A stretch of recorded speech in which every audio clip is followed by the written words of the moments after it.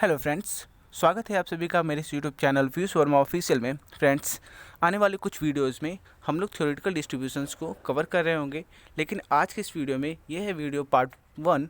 तो फ्रेंड्स, इस वीडियो में हम लोग नॉर्मल डिस्ट्रीब्यूशन की बात करेंगे। तो सबसे पहले चलिए इस वीडियो को हम स्टार्ट करते हैं। हमें ये समझना होगा कि डिस्ट्रीब्यूशन क्या है, सैम्पल क्या है, पॉपुलेशन क्या है। तो फ्रेंड्स, पॉपुलेशन की अगर बात करूँ तो ये बहुत ही लार्ज साइज़ के टर्म में हम बात करें तो पॉपुलेशन जो है एक तरफ से लार्ज साइज्ड है। कोई भी आप ले सकते हो कोई चीज़, for example number of we can say animals, number of plants, number of humans in a particular area. तो पॉपुलेशन की हम बात करते हैं, लेकिन जब हम बात करते हैं सैंपल की, तो सैंपल मतलब कि हम उस पर्टिकुलर पॉपुलेशन से, उस ग्रुप से एक स्मॉल ग्रुप ले लेते हैं। ठीक है, मीन्स हम रिप्रेजेंटेटिव जो है ऑब्जर्वेशंस वहाँ से लेते हैं और उनके बेसिस पे हम पूरे के पूरे कैरेक्टरिस्टिक को स्टडी करके पॉपुलेशन की कैरेक्टरिस्टिक को प्रेडिक्ट करते हैं। तो यहाँ पर जो है पॉपुलेशन के पैरामीटर्स और सैंपल के जो पैरामीटर्स होते हैं उनकी वैल्यूज़ को हम लोग कंपेयर करके देखते हैं कि कितना ज़्यादा क्लोज है, ओके, कितना ज़्यादा रिप्रेजेंटेटिव है। यानी सैंपल को भी एक तरफ से रिप्रेजेंटेटिव होना चाहिए ताकि वो पॉपुलेशन की कैरेक्टरिस्टिक को प्रिडिक्ट कर पाए। लेकिन जब बात यहाँ डिस्ट्रीब्यूशन की करते हैं तो डिस्ट्रीब्यूशन इन द सेंस कि we are talking about arrangement, we are talking about a fashion in which all observations are arranged. तो जब सारे के सारे ऑब्जर्वेशन को एक पर्टिकुलर क्रम में हम लोग अरेंज करते हैं तो वहाँ पर एक जो डिफरेंट कह सकते हैं कि डिफरेंट ऑब्जर्वेशंस को प्लॉट करते हैं ग्राफ पे, तो हमें एक स्पेशल टाइप का कर्व दिखाई देता है। अब यहाँ पर जो नॉर्मल डिस्ट्रीब्यूशन है, this is a distribution where when we plot the observational values around the mean value of the sample. So we can see that the points which are lying on right side or left side to the mean line draw a special type of curve, and that curve is known as normal distribution curve.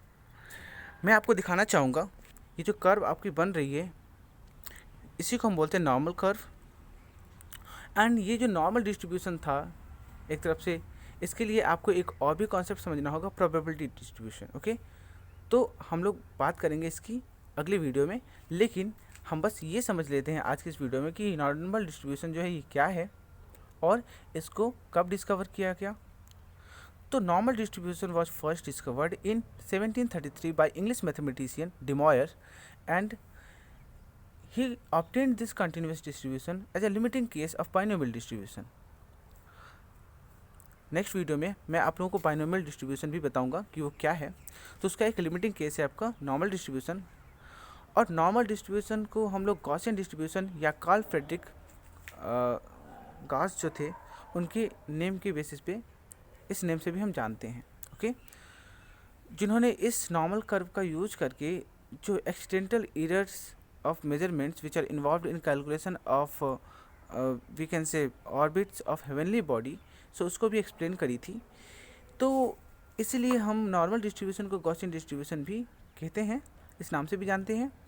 और जो normal probability model होता है ये एक तरफ से बहुत ही important है, मोस्ट इम्पॉर्टेंट प्रोबेबिलिटी मॉडल कहा जा सकता है नाउअडेज। तो बात करते हैं डेफिनेशन की कि नॉर्मल डिस्ट्रीब्यूशन का डेफिनेशन क्या है।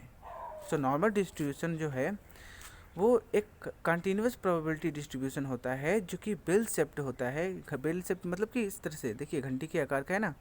बेल शेप्ड यूनी मॉडल होता है, यानी इसमें एक मोड होता है। अगर दो मोड होते तो बाई मॉडल हो जाता, तीन मोड होते तो ट्राई मॉडल। और मीन मीडियन मोड मैंने आपको बताया ही है प्रीवियस क्लासेस में, जिस पे हम मेजर ऑफ सेंट्रल टेंडेंसी की बात कर रहे थे, तो वहाँ पे मीन मीडियन मोड मैंने आपको पढ़ाया है। तो अगर इसमें एक मोड है तो वो हो जाएगा यूनि मॉडल। और सिमेट्रिकल होता है, मतलब कि जो आपकी ये मेन लाइन है ना, इसके दोनों तरफ 50% एरिया यहाँ पे और 50% एरिया यहाँ पे, तो इसलिए इसको हम बोलते हैं कि this is symmetrical. So normal distribution का डेफिनेशन क्या होगा? Normal distribution is a continuous probability distribution which is bell shaped, unimodal and symmetrical. उसके बाद आता है कि नॉर्मल कर्व क्या है। सो नॉर्मल कर्व जो होता है इसको डिफाइन हम ऐसे करेंगे कि normal distribution of a variable when represented graphically it takes shape of a symmetrical curve which is known as normal curve, and this curve is asymptotic to x-axis baseline on either sides. याद रखिएगा कि ये जो आपको normal curve दिख रही है ना, ये एक्स एक्सिस पे टच नहीं करती, मतलब कि ये एसिम्प्टोटिक है, अनंत स्पर्शी है, नहीं पता कहाँ टच करती है लेकिन अनंत स्पर्शी है ये, ठीक है। फिर अब बात आता है यहाँ पे properties of normal distribution. So what are the basic property of normal distribution? When we talk about this, so the first is normal distribution has two parameters, viz mean and standard deviation. Second, normal curve is bell shaped and symmetrical about the line, that is we can say lambda is equal to or x is equal to mu, okay, and it has only one mode occurring, that is why हमने इसको क्या बोला था, unimodal, and the value of mean median mode will coincide at the center, that is x is equal to mu, because the distribution is symmetrical and single peaked. So mean is equal to median is equal to mode is equal to mu, ये equal होगा आपका. And next property है fifth, normal curve has asymptotic tails, means progressively nearing the abscissa or x-axis. And next you can see the range is unlimited, infinite in both directions, but as the distance from mu increases, the curve approaches to horizontal axis more and more closely and never touches the horizontal axis. इसी को हम बोलते हैं asymptotic.